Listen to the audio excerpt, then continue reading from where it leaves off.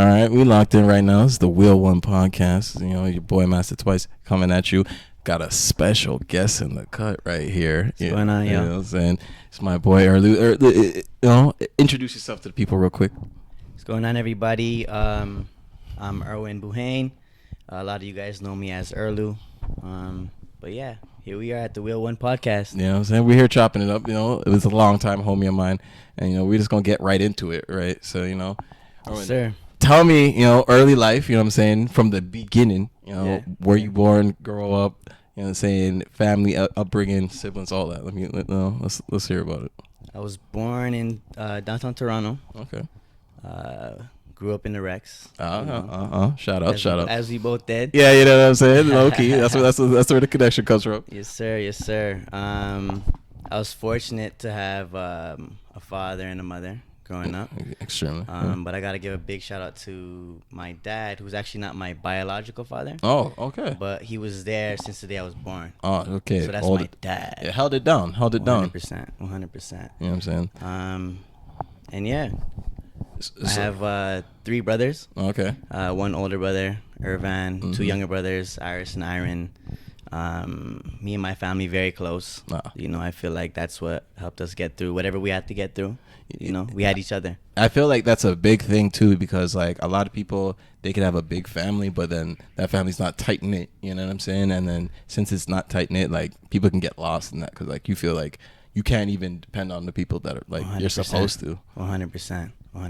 That was it's a big backbone of mine was my family. You know. Mm-hmm. Yeah. That's a great thing. It's an amazing thing. You know what I'm saying? Now I want to get into like as a kid. What were some of the hobbies that you were just drawn to? Like this is me. Yeah.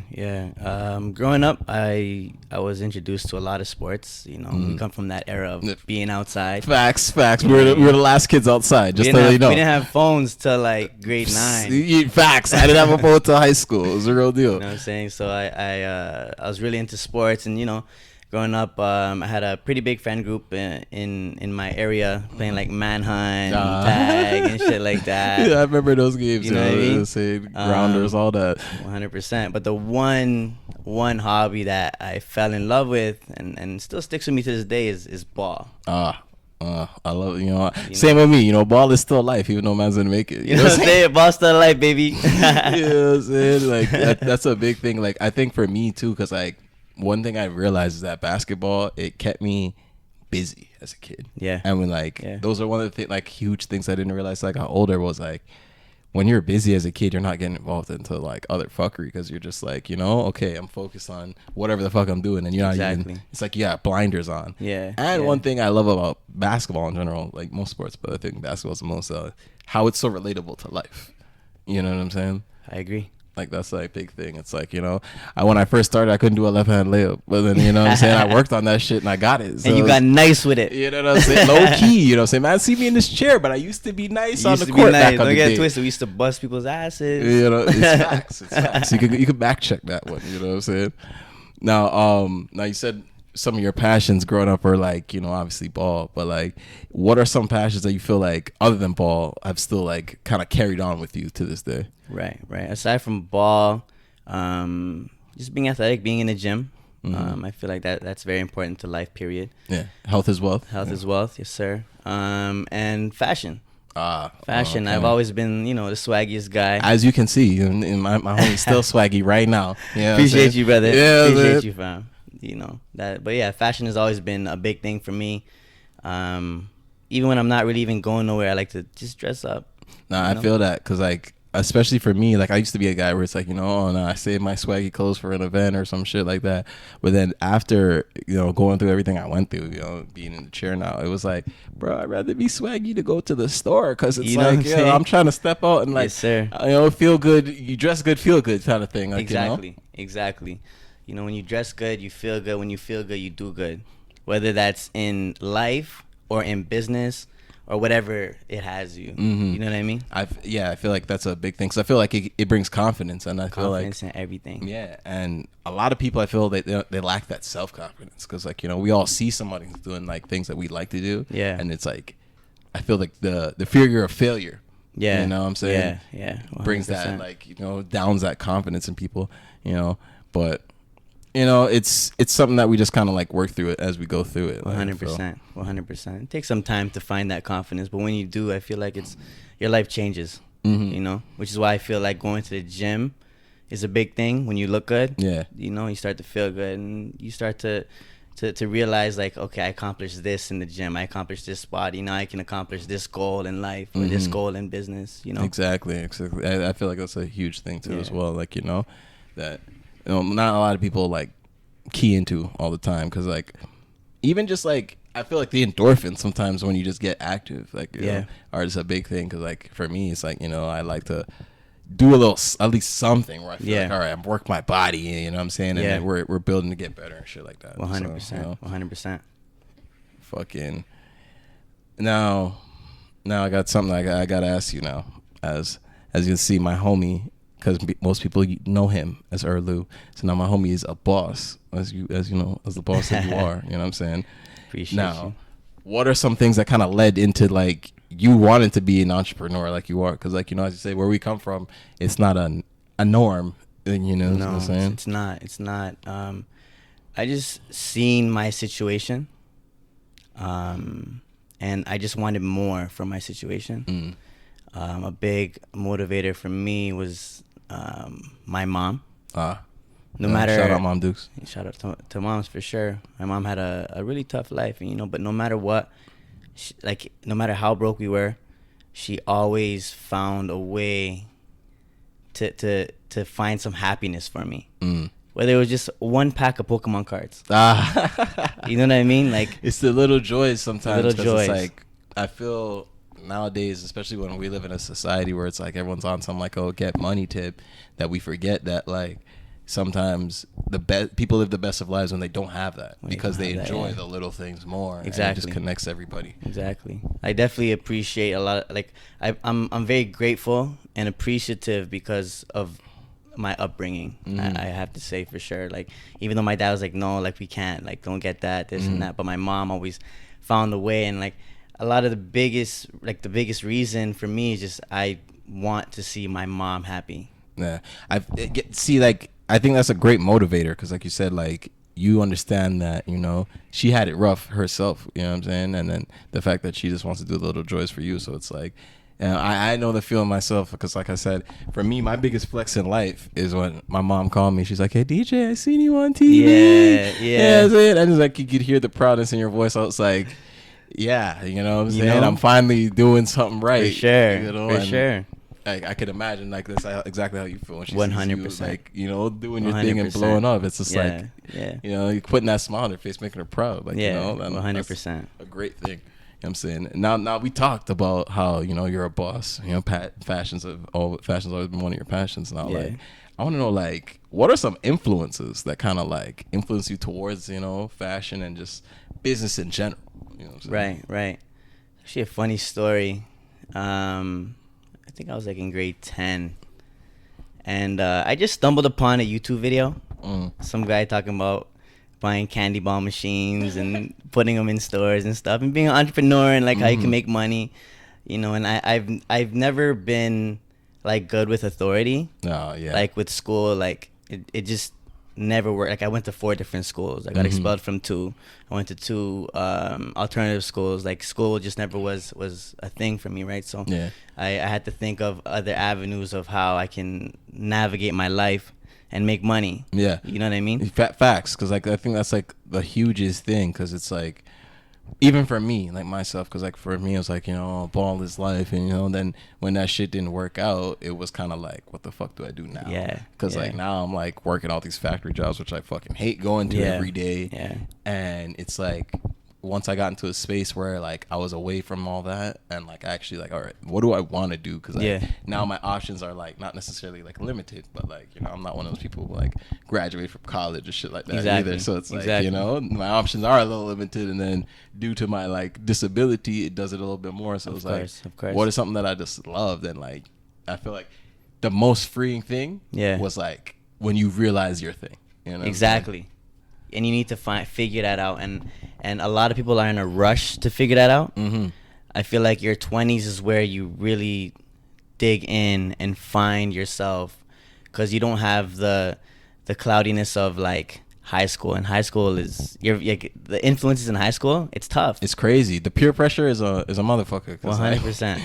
Like everything you think about, because when I think about things I did in high school, I'm like, why would I do that? When it's like, you know, and then I think back, it's just the influences that are just around, because like everyone's kind of influenced each other, and everyone's like impressionable. Yeah, we're all learning new things. Exactly. And then, exactly. Like you said, it's a lot easier when you're like in your 20s, or that's kind of pushed away, and it's like, all right, you're faced with real life on top of that. Exactly. Too. And then it's like, what do you want here on out? Like, you know, I feel like, and a lot of people, they don't.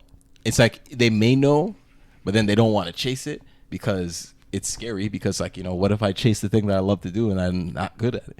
You know what I'm saying?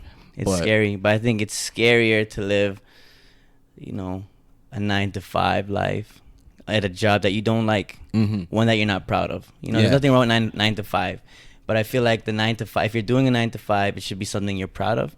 For sure. You know what I mean? But yeah, that's why I thought to myself, I'm like, I gotta do something, and fashion was always something that came natural to me.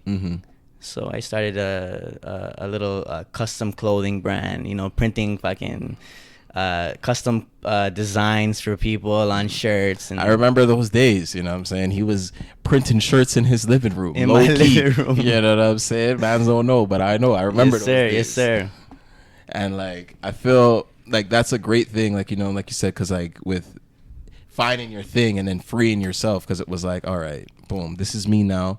You know what I'm saying? And then once you kick into that lane, it was like overdrive after that. Yeah, you know? 100%. 100%. I found that I loved it. And I think anything you do in life is going to be hard. Yeah, for Anything sure. you do in life is going to be hard. Nothing good comes easy. Nothing good comes easy. But you have to be passionate about what you're doing to really get through the hard, tough days. Yeah. You know? I feel like that's like some real shit right there, because most of the times when people aren't passionate about things and then you have tough days, it's like it's hard to find that light at the end of the tunnel. 100%. You know? And I feel like that's one thing that holds people back, is like, yeah, okay, it feels like it's just nothing but darkness. You know what I'm saying? But like, if you just find that thing that you love, because like I feel like it has to be something that you love, but it's not a material thing. I agree. Because it's like, you know, as much as like you do fashion, it's like, yeah, it's material because we're wearing it.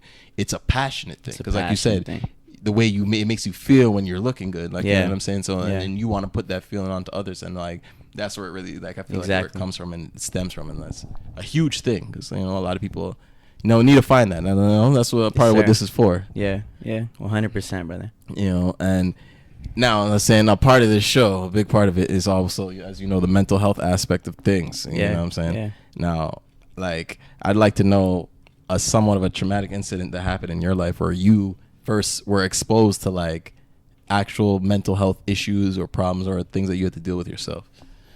To be real, mental health is something I've been battling with for a long time. You know, I really didn't get find some light in my mental health until maybe like the end of 2020. You know, I feel like I finally found myself, and I'm 28 years old. Yeah. You know what I mean? So it's a process to really find that. But my whole life I've always been like, you know, the little guy. Always having to prove myself. You know what I mean? Never being good enough for nobody. Yeah. You know what I mean? And I even had like, you know, a hard time with just friends, and you know, and I feel like because I had a hard time with just friends, it made me dive in more into business. But I think the biggest traumatic event for me that impacted my life the most would be the end of 2019. I had a little situation with one of my best friends at the time, and like this situation, you know, there's a little bit of politics, and it went kind of left.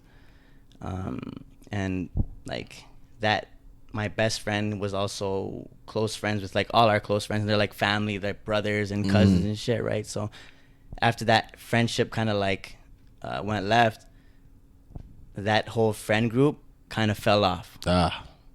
And like I kind of don't like those when situations like that happen, because I feel like if I'm like me and like two other people like we're cool, and those two fall out an issue, I feel like sometimes I shouldn't be one to choose sides, because it's like that's you guys, bro. Like Exactly. I still fuck with my boy, so Yeah. it's not like I'm not just like, oh, because you're not friends with him, I can't be like, it's, I feel like that's like childish shit, and people don't realize the effect that can happen on like someone. Yeah, 100%. And it took me a long time to really find that group of friends that I felt like was my family. Mm-hmm. You know what I mean? Because growing up where we grew up, things a lot of things change. Exactly. But, anytime, and so the beginning of 2020, I felt alone.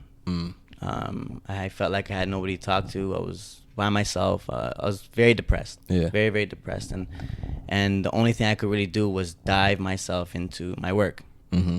And, and that's all I could really do. And that was a year where I actually went through financially I was in the worst financial position of my life. That same year I lost, the guys that I considered my family, and, but it allowed me to really grind. And because of that, it was also the best financial year of my life. See, like, it's funny because the way you say that, like, obviously, like, when you lock into your craft, it'll come back and pay you back in, like, in fortunes. But 100%. like, one big thing that you mentioned there was just like how, like, losing those kind of group of people made you lock in. And I feel like sometimes in life, because like even for me, I realized, because after I got shot, it was like I realized not everybody is my friend like I thought they were, because it was like I'm thinking to myself, like, how come these people aren't coming to like see me or check on me like I would for someone in that in that position. And I had to realize not everyone's the friend you are, like, Exactly, fam. And that's a big lesson to a lot of people. Not everyone is the friend that you are. Because, like, I feel like most of us, because we want to be good friends, we assume that our friends are the same. But then sometimes people, they're not like that. Like, they don't really, it's me instead of we. Yeah. Yeah, 100%. And I feel like that's a big thing, because, like, I feel once people realize that not everyone is your friend, what I'm saying? Eventually you will have a couple, like literally a couple, like, what I'm saying? Yeah. People that you really consider like solid people, friends, family. Exactly. And then from there, I feel like that's kind of all you need, because then that helps you, like, all right, it helps you kind of like knock away all the bullshit. Yeah. It's like, clearly, I always feel like everything happens for a reason. So when something's not meant for you, it's gonna leave you. You know what I'm saying? 100%. That's facts. And so sometimes people are meant to be there in the moment in time. Yeah. Because, maybe in that moment you needed them, but now it's time for you to spread your wings without them. And exactly. there's nothing wrong with that. Nothing wrong with that.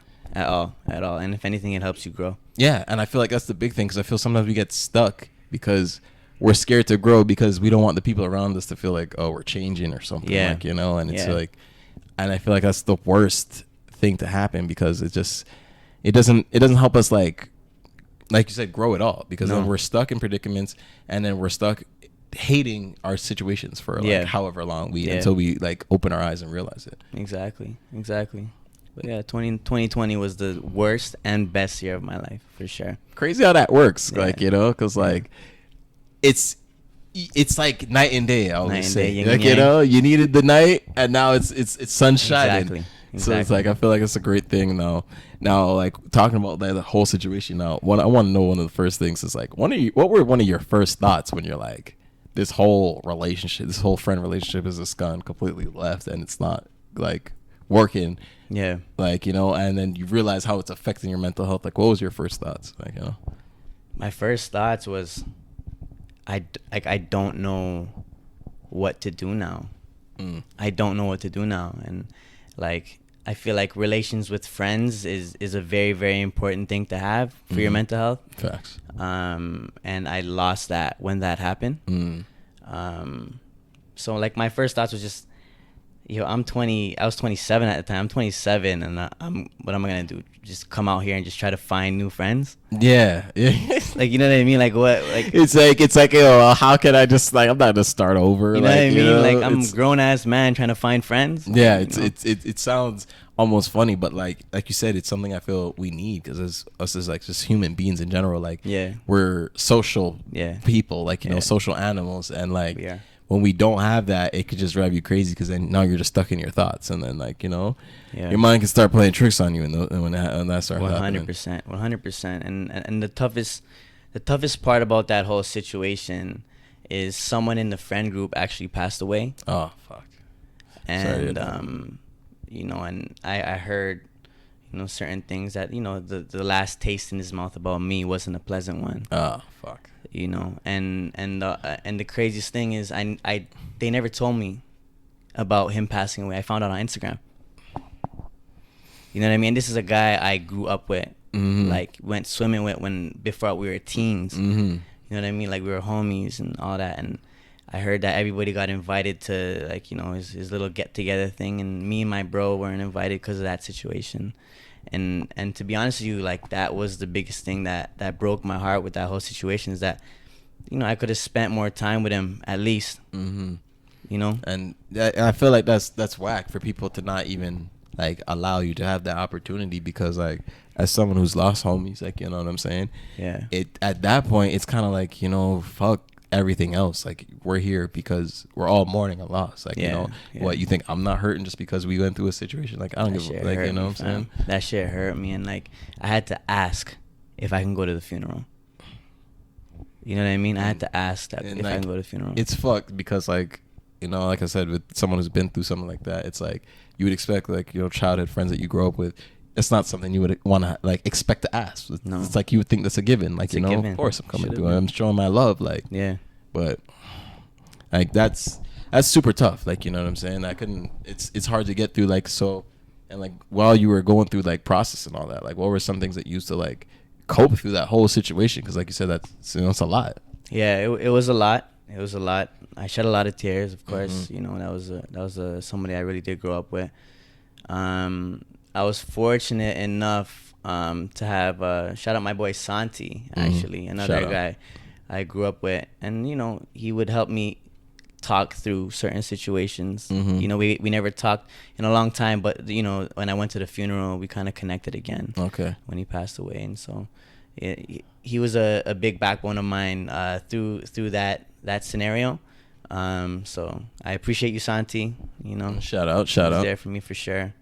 And Shisha. Yeah, Shisha. You know what I'm saying? As you see, you know what I'm saying, my homie been blowing down over here. You know what I'm saying? And we were talking about this before, like off camera, just how the breathing technique that comes in, like smoking, how it just can calm you down. Yeah, and that's brilliant. I never thought about that. That's all DJ right here. That's all DJ right here. You know what I'm saying? Because that's for someone like you know, who smokes myself, it was one of those like, bruh, every time I was mad and I'm just like smoking, I just realized the whole just inhale, exhale. Like, that's what it is. You're just slowly calming yourself down from like whatever was stressing you out. 100%. And I feel like, you know, even though maybe not the healthiest way to do things, but it's still a way that we need to cope, because like, you know, we all have our vices. Like, we all have our vices. And hey, like a lot of people wonder why I love Shisha so much.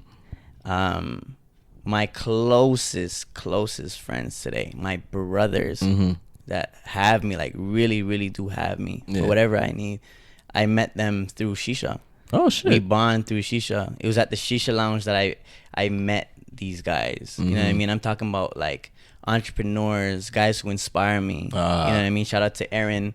You know, very inspirational individual. I see his Instagram posts, always making moves and things like that. Shout out my boy Bobby. He's one of the hardest workers I know. One of the funniest guys I know too. You know. And my other boy Christian. Okay. He actually lives in Guelph, and the only way I could have met him was through pandemic, because everything was closed here. So I went to the Shisha lounge in Guelph, and I met Christian, and now we're starting a little business together. Oh shit. You know what I mean? So I owe a lot to Shisha. It really helped me find the people I needed. See, like, that's like funny how we were just talking about earlier. Sometimes in life, you know, everything happens for a reason. You know what I'm saying? You were going through a situation where, you know, fucking it was just, you lost people, you know what I'm saying, for whatever the reason. But then, you know, one thing that you used to cope brought you to more people. Or you said earlier, we were like, I can't be 28 looking for new friends, Yeah. and then like you weren't looking for them, but you were just doing your thing, Exactly. something you like to do to calm yourself down, and it just came to you. It just and came to me. Yeah. It was like more prosperous because there are people that like you can feel like care for you, and then like you're moving on. Yeah. But one thing though, I love to I love to talk about the pain in here with people is because I love to talk about turning a negative to a positive. So I'm saying now with that pain from that situation that you had, like how did you use that to now in turn motivate you and just like I said, turn a negative to a positive? I never want to go back. I feel like that's like something that a lot of us feel, but don't actually put into action. You know what I'm saying? Yeah. Because it's like a lot of times I felt that way where it's like, for me especially, where it's just like after everything happened to me, it was like I'm not trying to go back to living like that. Like I've already almost died. I'm trying to live it up as much as I can in the meantime and chase my fucking dreams and like not hesitate with it, because I feel like a lot of people hesitate on chasing their dreams because like you said earlier, that fear of failure, you know what I'm saying? 100%. Because it's like no one wants to fail, but like at the same time it's like losses are never really losses unless you quit. You quit. And there's something that my uncle told me. Shout out Edwin, aka Brand New. He told me, if you ever lose inspiration, walk through a graveyard, because they don't have the same opportunities you do. Some real shit. And like from where we come from, like there's we've lost people. Mm-hmm. You know what I mean? And you think, how can I make that person proud? He doesn't have those opportunities no more, but we do.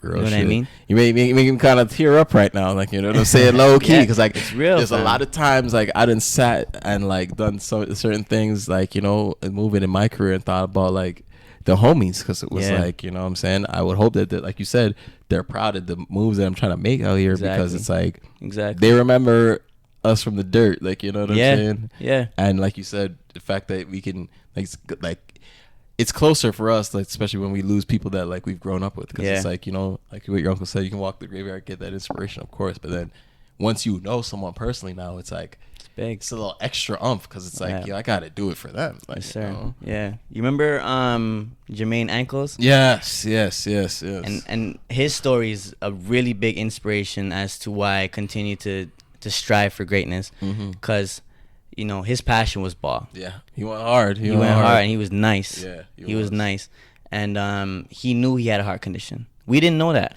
Yeah, because like the whole time we'd be balling, summer league balling. Shout out, you know what I'm saying, baby. It was like I never knew that he was just going hard. Like it was just hard. Like and then one day, man pulled up and like told me the news. I was just like, what?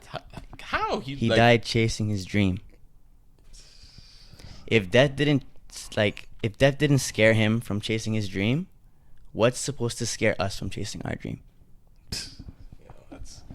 That's some of the realest shit I ever heard right there. You know what so I mean? It's like, real talk. He really loved ball, and he was like, fuck it. I know I got this condition, but I'm gonna die about this, because this is what I love to do. That's what he loves to do.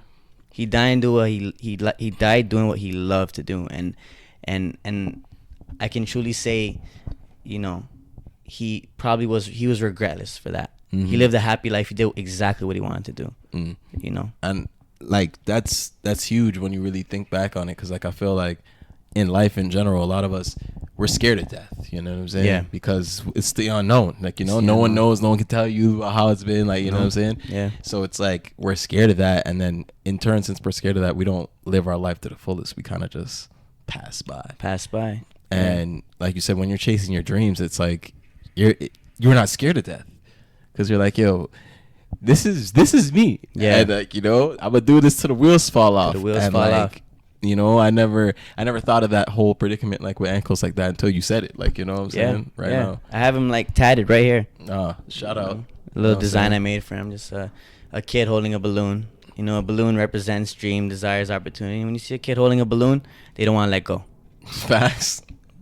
So don't let go of your dreams, desires, and opportunities. Hold on to them. And you'd be surprised they might take you up. You know what I'm saying? You know what I'm saying? I like that. But I love, like, on another note, you know what I'm saying? Me, I love tattoos myself, and it was just like I love when people do like memorial tattoos, but they're not like R.I.P. tattoos. Yeah, you know what I'm saying? Because I feel like, of course, like, you know, R.I.P. to the man them, of course, but it's like you don't want to just emphasize more like their death, like, you know, I feel like what they like, represent. Exactly, you know what I'm saying? Yeah. And like I love that, you know, I got a few of those on me, you know what I'm saying? R.I.P. my dogs, you know, and it's like I love this, the whole thought of that, you know, because it's like too, as a tattooed person, I noticed this too. Like I feel like tattooed people are a little bit more open, you know, low key. Like, you know, not to say non-tattooed people aren't, you know, we still love you, but you know, it's just like you're more open because you've literally put your story on your skin for people to read you. Yeah, you know what I'm saying? 100%. And like it helps like with just dialogue in general, because like, you know, someone would be asking, oh, what's that tattoo on your neck, and then you explain this whole story. Now it's like, whoa, like, you know, it's a bigger, deeper impact than just 100%. You know, I like this design and I put it on me, which is nothing wrong with that either. Nothing wrong with that, But that's just a little thing that I just really love, and you know what I'm saying. So now I gotta ask you now, currently, you know what I'm saying, what are you doing for yourself aside from, you know, because we talked about going through the storm now. Yeah. You know what I'm saying? Yeah. And we on the other side. So it's like currently now, you know, I know you businessman and all, but like what's popping new in the new businesses, all that, like, you know, let's go tell the people. Well, pretty much I just dropped a new collection in for fall. Okay. For Irwlu.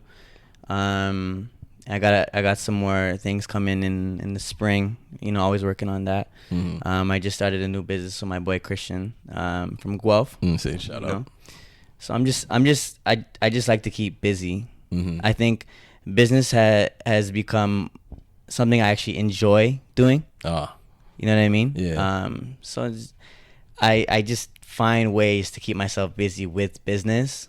And I truly, truly enjoy it. The successes, the failures. And I think once you get to that point, like, nothing can really stop you, you know? I feel like that's a huge thing that you said, is like enjoying every part of it, you know?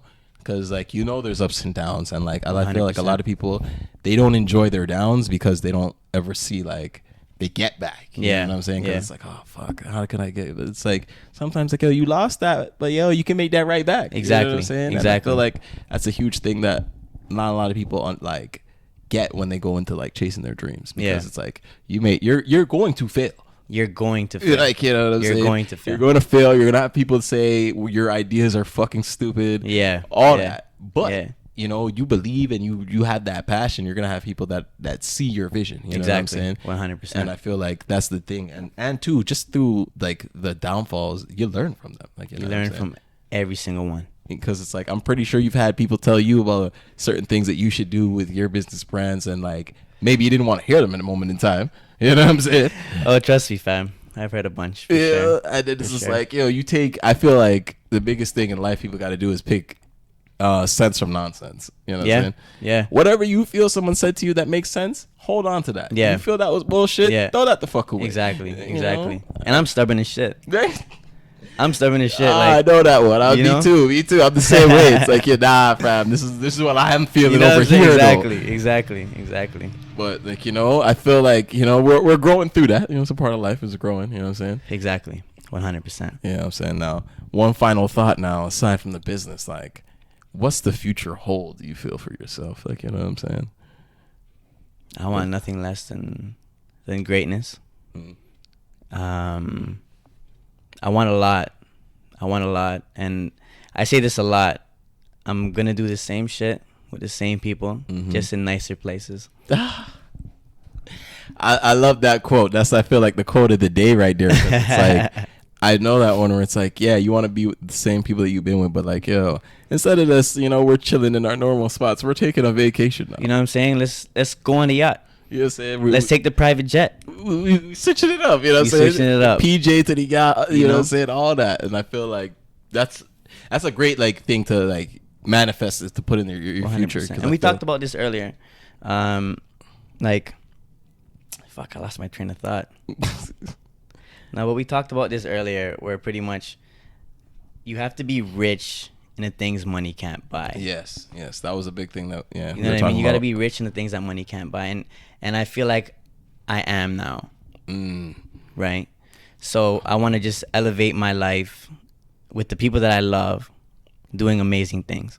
I feel like that's huge because, like, you know, like you said, being rich in the things that money can't buy, because, like, you know, once you have that, like, you have that, you know what I'm saying? So you feel like you're mentally stable. And, Yeah. you know, and then, like you said earlier, being an active person too, Yeah. you know, that kicks into it. You know, it's a mind, Big body, time. and soul thing. Mind, body, soul. You know? Literally mind, body, soul. It's And a balance. Yeah, it's a huge thing. It's like the balance of things. So it's like, Yeah. you know, that's what life's all about. You know what I'm saying? The balance, the ups and downs, and, you know, and like they always say, tough times don't last, tough people do. Yeah. You know? And Yeah. I feel like once you get to that point where, like you say, you're rich in the things that money can't buy now, and now you're focusing, and it's like, it's almost like you feel like you got the cheat code now. Exactly. Like, you know, exactly. it's like, you know, what do you mean? Like, someone will be like, oh, I can't do this. And you're like, what? What are you talking about? Like, it's easy, really. It's easy. And It's as simple as just doing it.